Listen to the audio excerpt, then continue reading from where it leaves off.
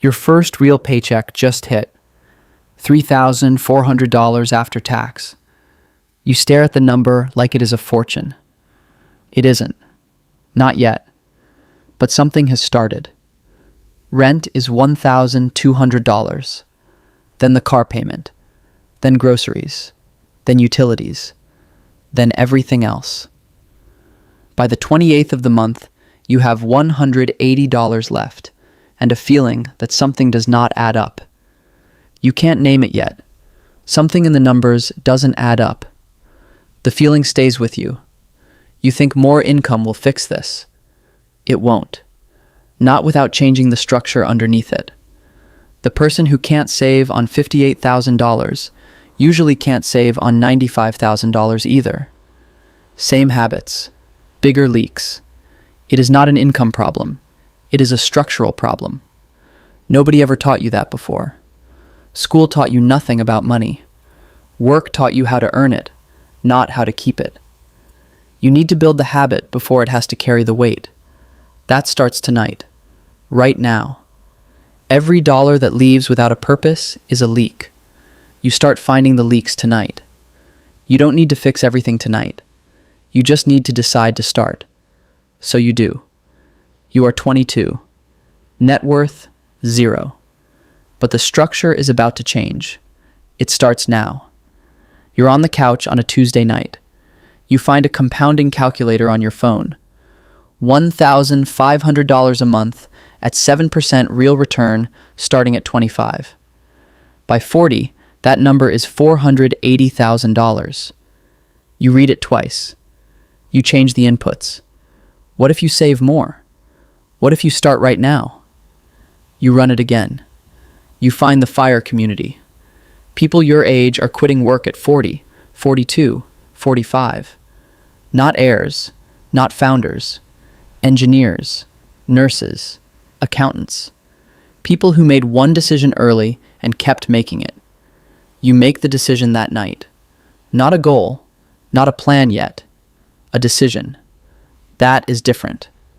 You open a Roth IRA that same night. $300 in. Your first dollar working for you, not spent. You cancel the gym you don't use. 2 streaming services go next. Every dollar recovered, invested. You start cooking 4 nights a week. Every dollar you recover goes straight into the account. Your friends think you have gotten weird about money. You stop explaining yourself to them. You set the transfer to automatic. First of every month. Straight into index funds. Done. Savings rate, 26%. Net worth crosses $44,000 for the first time. You are not excited yet, but something has shifted. You can feel it. You keep going. You job hopped at 27. You are earning $90,000 a year now. You did not upgrade anything. Most people use a raise to upgrade their life. Nicer apartment, newer car, better restaurants. Your rent went up by $150 at renewal. Nothing else changed. Savings rate climbed from 26% to 38%. You started freelancing evenings after the day job. $700 a month on average. All of it invested. You invest in 3 boring index funds. Total US market, total international, a small bond slice. You don't day trade. You don't chase crypto. You buy the same funds every single month. Same funds, same date. Every month. Automated. You barely think about it anymore. The gap isn't in your car or your clothes. It is only visible on the account statement. Only you see it. You drive the same car, wear the same clothes, but the number grows whether you work or not. You are 28. Net worth, $145,000. Growing every month, whether you show up to work or not. That number is quietly becoming the spine of every decision you will make for the next 12 years. You work evenings after the day job ends. Not glamorous. But every dollar builds the exit. The gap between you and your peers is starting to show. But only you can see it yet. The market drops 31% over 9 months. Your portfolio fell from $300,000 to $215,000. On paper, $90,000 disappears. You watch the number fall every week for 9 months. Your coworker liquidates everything in March. He says he can't watch it, keeps falling. You don't sell a single share, not one. You have read enough to know what a crash really is. A crash is not a disaster for a long-term investor. It is a sale. Every dollar buys more shares. You keep buying, automated, every month, straight through every week of the worst of it. 18 months later, the market recovers.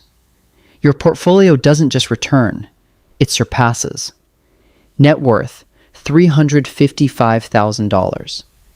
You didn't just survive the crash, you came out further ahead than before. Your coworker who was sold will spend 4 years just catching back up to where he was, not you. The national median net worth for households aged 35 to 44 is around $135,000. Yours is $355,000. Discipline in a crash is worth more than strategy in any bull market. You learned that firsthand. 10 years in, more than double the national median, 4 years younger than the median bracket. You write down the target again, same number, same age. You fold the paper and put it away. 10 years in, you are not tired, you are not done. The long game is working exactly as expected. It is Wednesday afternoon. The meeting has already run 45 minutes over. You stop listening. You are thinking about the number, $710,000. At 7% real, that is $50,000 a year on its own. You made $145,000 last year, but you live on $48,000. Your money already covers your life. You do the math under the table. Current rate, current returns. You cross $1.4 million somewhere at 41. 4 years. You write it on a piece of paper, fold it, and put it in your wallet right now. The paper goes into your wallet. You will carry it every day for 5 more years. The meeting ends. You go back to your desk. You keep showing up. But it has shifted. You are not working to survive anymore. You are working to finish. There is a real difference. You are 36. $710,000 is compounding through every meeting, every email, every day you are there. You earn $145,000. Your money earns $50,000. The two engines are nearly the same size now. Most people trade time for money their whole lives. You are almost finished making that trade. While you sleep, the market is open somewhere. The compounding never clocks out. You don't either. 4 years left. You keep showing up. You keep buying. The machine keeps running without you. This is the year nothing on the spreadsheet warned you about. It starts in March. Your dad had a stroke in March. Mild on the medical scale, catastrophic on every other one. You fly home 4 times in 6 months. You help your mom with paperwork she can't read alone. You write a check for $11,000 to cover the rehab gap. You are the only sibling who can. In July, your company restructures. Your team is cut. Your project disappears overnight. You spend 3 months interviewing while pretending nothing is wrong at work. You land the role. In October, your 2-year relationship ends. Partly because of everything in the last 9 months. Partly because you were so locked onto the number that you forgot to be a person around it. You didn't hit your savings target this year. You contribute roughly half of what you planned. Your portfolio still grows. Markets don't care about your year. It crosses $920,000. The timeline slips. Not retiring at 40 anymore. Probably 41. Maybe 42. You sit with that. Then you decide. The date was always made up. The freedom at the end is real. You keep going. Your dad is doing better. Better is slower now. You were glad you were able to be there. The spreadsheet models your return. It does not model your father, or your grief, or your time. Net worth, $920,000. 2 years behind the original plan. Still on the path. Still going. Life did not break the plan. You adjusted the plan and kept going. That is the whole skill. It is a Thursday. Nothing special about Thursday. You get dressed one final time for this job. You take the same route you have taken 10,000 times. Today it feels different, lighter. You sit at your desk. You answer 2 emails. You are present at this desk for the last time. You walk into your manager's office. You close the door. You slide the envelope across the desk. Effective end of the month, you say. She looks like she might talk you out of it. She doesn't. You walk back to your desk.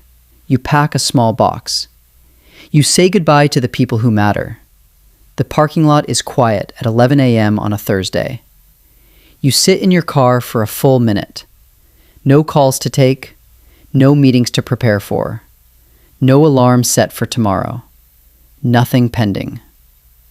$1.4 million at 3.5%. Safer for a retirement that could last 50 years is $49,000 a year. Confirmed. $49,000 a year. Less than you earned at the job. More than you have lived in a decade. Healthcare, property tax, food, and the occasional flight to see your dad. The math works. Honestly. You start the car. You drive home. Slowly. No destination after this one you are required to be at. You are home before noon on a Thursday. For the first time in 19 years, the day is yours. You take the folded paper from your wallet and open it. $1,400,000. Age 41. You did it. The first morning without an alarm. You wake up and feel guilty, like you have forgotten something. The income stopped. The portfolio is the only engine now. Every market dip hits differently, but the weeks start to look different. You read in the morning. You exercise. You cook. You slow down. You travel, not in 2-week sprints. You go somewhere and you stay for a month because you can. You drive to your parents twice a month now. Dad is doing better, but better is slower. You take a pottery class because the center has one on Tuesdays, and now you actually can. You build a 2-year cash buffer for the bad market years. Some years, the buffer earns nothing. A fire friend gets spooked in 2031 and returns to work. You don't judge him. You understand. You are not rich the way television shows it. No jet, no staff. Your car is 8 years old. What you have is harder to buy than any of that. Unscheduled, unbossed, uncounted time. At 22, you traded time for money. At 41, you never have to make that exact trade the same way again. 19 years. Right call at most forks. Lucky enough where it counted. That is the whole secret.